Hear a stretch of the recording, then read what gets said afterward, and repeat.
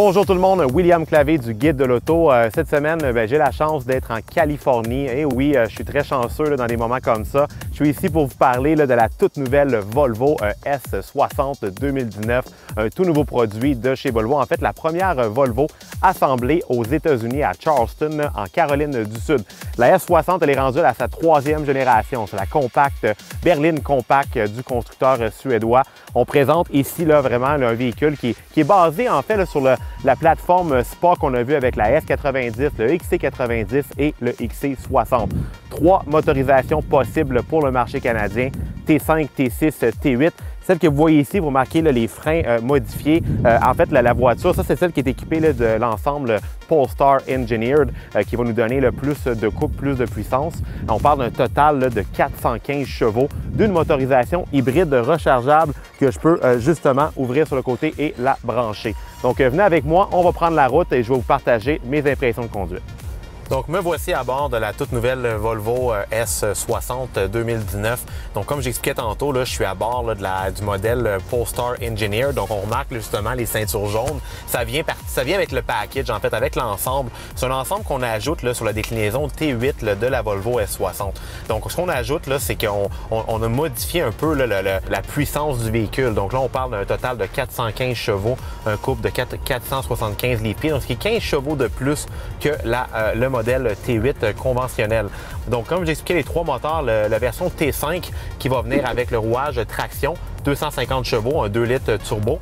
T6 qui est le 2 litres turbo avec le suralimenteur, donc le compresseur en fait supercharge, 316 chevaux et rouage intégral seulement. Et la version T8, bien entendu, qui est hybride rechargeable. Au niveau de l'habitacle, si vous connaissez vos Volvo, il n'y a pas grand-chose qui change. C'est pas très différent que sur le XC60, la S90 ou la V90. C'est un habitacle très soigné. Avec ce modèle-ci, en fait, on a les sièges plus performants qui sont les mêmes que sur la Air Design, qu'on peut aussi avoir sur les déclinaisons T6 et T8. Donc, j'arrive ici sur une route de toute beauté de la Californie. J'ai une roulette ici à côté de moi qui va me permettre d'activer le mode Power, qui est exclusif à l'ensemble Polestar Engineered. Et voilà, on y va.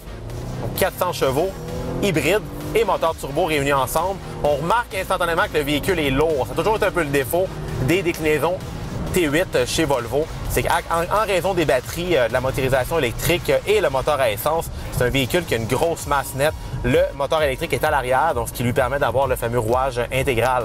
Déjà en partant, ça accélère bien, mais comme avec la S90, j'ai pas l'impression d'avoir une voiture de 400 chevaux entre les mains, mais j'ai des freins assez solide par contre. On a justement les freins, les étriers qui ont été surdimensionnés. On a aussi la petite finition dorée comme les ceintures qui est de toute beauté. Et aussi au niveau de l'ensemble Polestar Engineered, on va changer quelques trucs au niveau de la suspension et au niveau du châssis. On a des amortisseurs de marque Öhlins de très haute performance comme on avait sur la S60 Polestar. Öhlins qui est un manufacturier de suspension pour les voitures de course et les voitures de rallye. On a des renforts de châssis. On a des ressorts plus fermes et plus bas. Donc, on a une suspension qui est rabaissée. Donc, là-dessus, on remarque justement une dynamique de conduite. Là-dessus, c'est très bien, très réactif, surprenamment très agile pour une voiture de ce poids.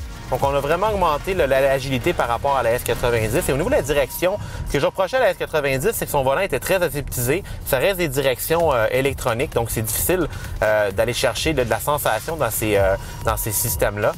Mais ce n'est pas un problème avec la S60. On a beaucoup de poids, beaucoup de réactivité et même on a quand même certaines communications avec ce que les roues vont faire. C'est sûr que les jantes, les pneus très low profile aident pas. On ressent vraiment toutes les imperfections de la route. Après ma barre, toutes les Volvo ont été conçues pour être confortables. Là-dessus, j'ai rien à dire. Très silencieuses. On a des vitres doublées pour améliorer l'insonorisation de l'habitacle. Et au niveau de la système audio, j'ai une chaîne Bowers & Wilkins qui est absolument sublime. Personnellement, moi, la T6, c'est ma préférée. Je la trouve moins lourde, je la trouve plus agile. Elle a peut-être un peu moins de puissance, mais c'est beaucoup plus cohérent. On a vraiment plus de cohérence au niveau de la motorisation. Avec la T8, on a vraiment l'impression qu'on dirait que l'auto ne sait pas si elle devrait être électrique ou si elle devrait être à essence. C'est dommage que l'ensemble Polestar Optimization ne s'offre pas sur la T6 parce que moi, personnellement, je serais acheteur. J'aurais plus de plaisir avec cette déclinaison-là.